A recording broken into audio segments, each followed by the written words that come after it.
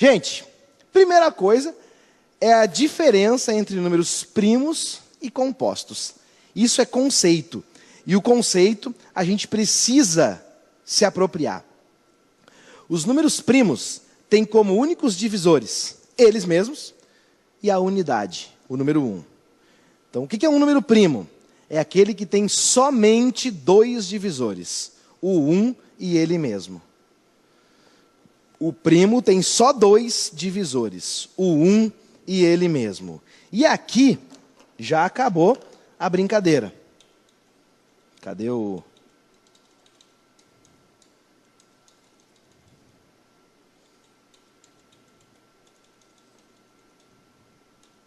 Tá aqui. Acabou a brincadeira porque se tem que ter dois divisores, acaba a conversa de que o 1 é primo. Não é? O 1 só tem dois divisores, senhor. O 1 e ele mesmo. Mas é que ele mesmo é o 1. Então o 1 tem só um divisor. O 1 não é primo, gente. O primeiro primo é o 2. Tá? É o primeiro primo. Por quê? Porque só tem dois divisores. O 1 e ele mesmo. O primeiro primo é o 2. O 1 não é. E aí, o conceito de compostos, de números primos, apenas dois divisores. E o que são números compostos? Quem tem mais de dois divisores. Quem tem outros divisores. São os números compostos, chamados de compostos. O número 2 é primo, porque tem só dois divisores, o 1 e ele mesmo. E não tem outra maneira de representar o 2. É só 2 vezes 1, ou 1 vezes 2. São os mesmos fatores, só que muda a ordem.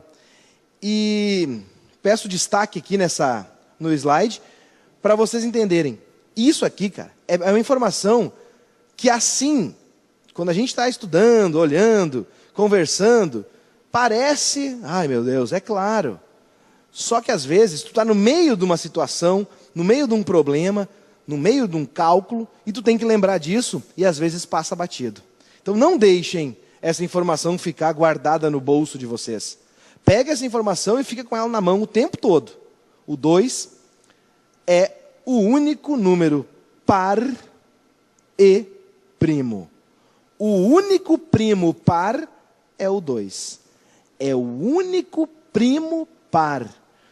Quando eu falo isso, e reforço muito, é porque, cara, é necessário lembrar dessa informação.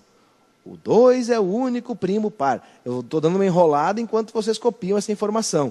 Por quê? Porque quando vocês escreverem isso aí, no material de anotação de vocês estão dizendo para o cérebro, ô cérebro, isso aqui é bem importante. Olha só o que o professor está fazendo, enchendo de cores. É porque é muito importante. Eu preciso lembrar sempre disso, tá, meu querido cérebro? Tu não me deixa esquecer que o 2 é o único primo par. De vez em quando eu vou fazer isso, vou ficar destacando uma coisa assim, muito tempo, que é para que vocês entendam a importância disso. De fato, é uma informação, tranquilo, isso eu sei, mas não deixa de usar quando tu precisar. O 2 é o único número par e primo. Olha só, pensa em qualquer outro número par. Qualquer outro número par. Vou pensar no 4. O 6, o 8, qualquer número par tem como divisores o 1. O 1 é divisor de todo número. E além do 1, olha só.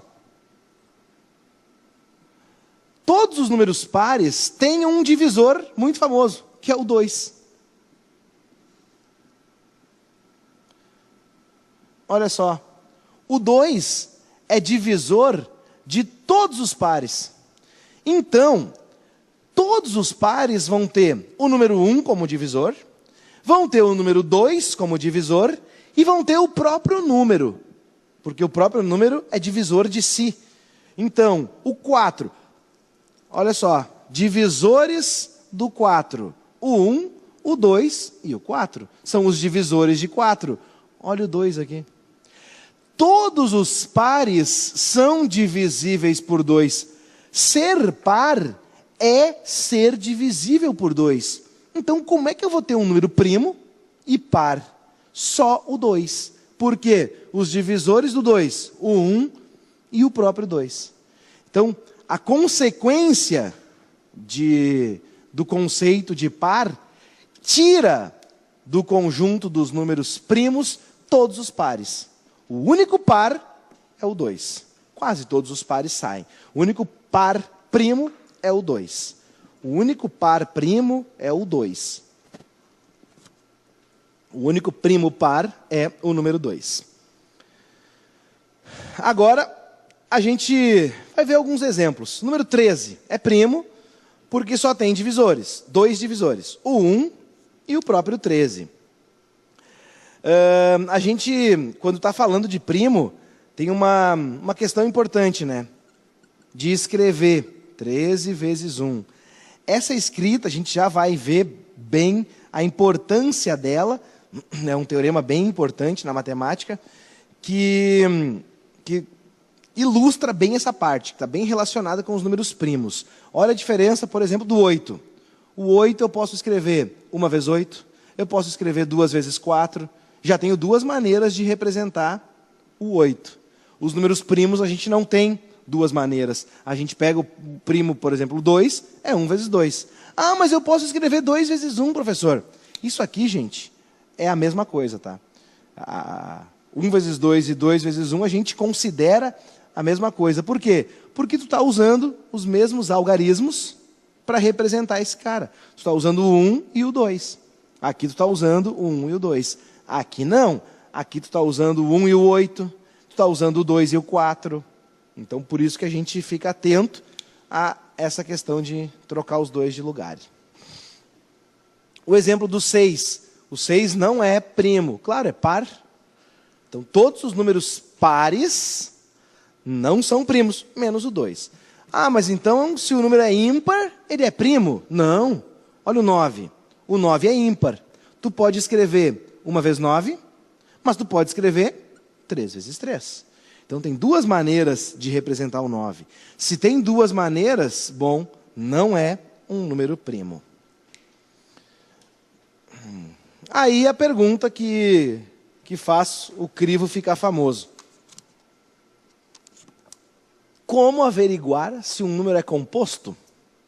É testando.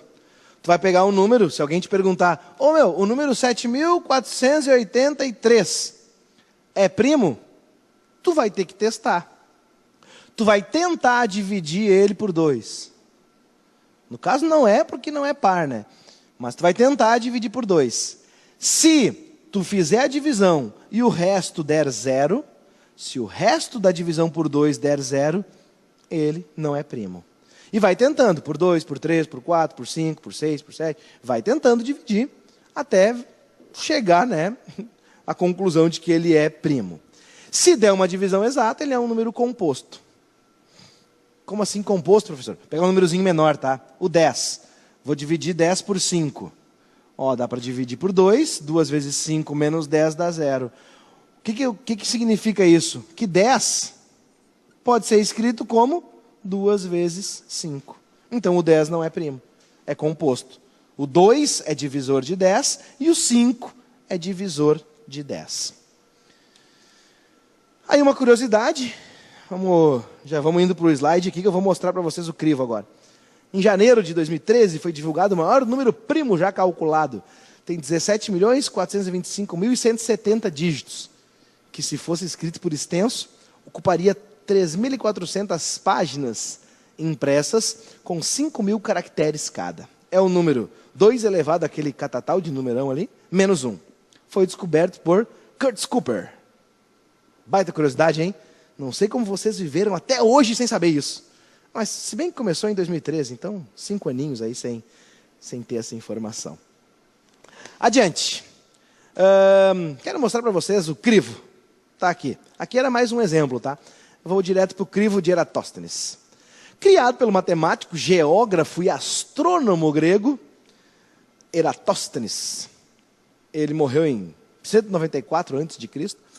O processo denominado crivo de Eratóstenes permite determinar os números primos menores do que certo número. Eu trouxe como exemplo os menores que 100. Olha só, inicialmente elimina-se o número 1. Por quê? Porque o 1 não é primo. Depois, preserva-se o 2, que é o primeiro primo. E eliminam-se todos os múltiplos de 2. Em seguida, mantém-se o 3. E suprimem-se os múltiplos de 3.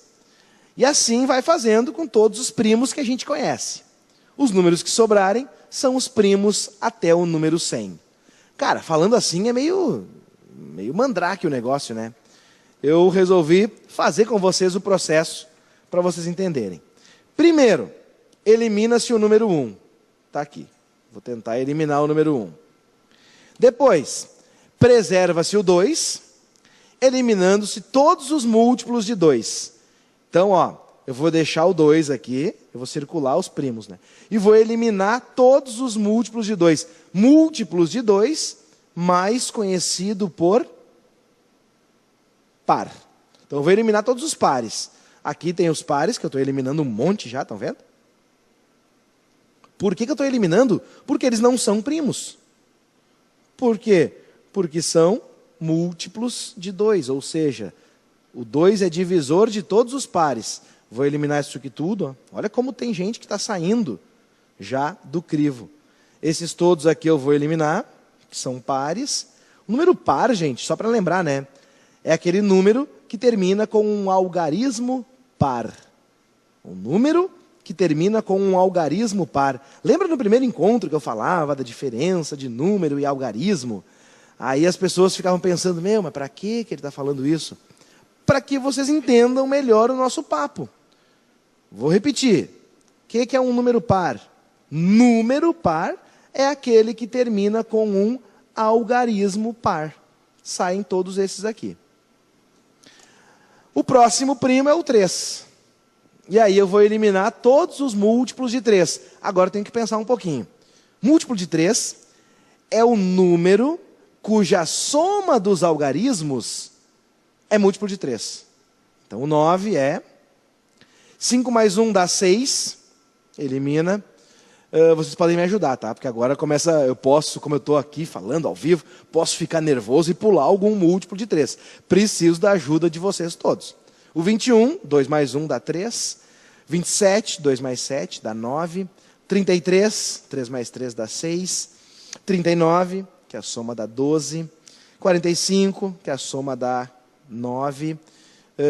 51, a soma dá 6. 57, a soma dá 12. 63, que a soma é 9. 69, que a soma é 6 mais 9 dá 15. 75, a soma é 12. Que mais? 81, a soma é 9. 87, que a soma é 15. 93, que a soma é 12. 99, que a soma é 18. Será que eu pulei algum? Acho que não, né? Adiante. Opa, já foi. Em seguida, eu vou pegar e vou eliminar os múltiplos de 5. O 5 fica, né, gente? Porque o 5 é primo. Quem são os múltiplos de 5? Os números que terminam em 0 e os números que terminam em 5. Só que olha que interessante. Os que terminam em 0 todos, eu já eliminei aqui bem à direita, ó, porque são pares também, né? Então falta eliminar os que terminam em 5. Agora eu vou pensar nos múltiplos de 7. 7, 14, 21, 28, 35, 42. Todos esses são múltiplos de 7, mas já foram eliminados. 42, 49, 56, 63, 70, 77, 84. 84 já foi. Mais 7 dá 91, ó. E assim por diante. Olha o que já está sobrando aqui. 11, 13, 17, 19, 23, 29, 31, 37, 41, 43, 47, 53, 59. Reparem que, à medida em que tu vai tirando esses múltiplos, obviamente, vão sobrando os números primos. E essa palavra que eu falei, obviamente, é óbvio hoje, cara. pleno século 21. O cara nasceu antes de Cristo, velho. Pensou nisso antes de Cristo. Não era tão óbvio assim na época que ele pensou. Ah, professor, mas pra gente nem é tão útil. Cara, é mais útil do que tu imagina. Eu, para mostrar para vocês o crivo, optei por mostrar os números menores que 100.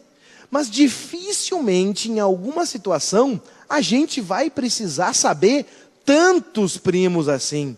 Vocês vão precisar saber, sei lá, até o 20. Até o 20 tu vai fazendo o crivo que nem a gente fez até o 20. As situações que a gente vai vivenciar em provas, e especialmente no Enem, não vão exigir da gente tantos números primos. Mas, se tu sabe todos os primos até o 100, com certeza tu vai saber todos os primos até o 15, até o 20, o 30.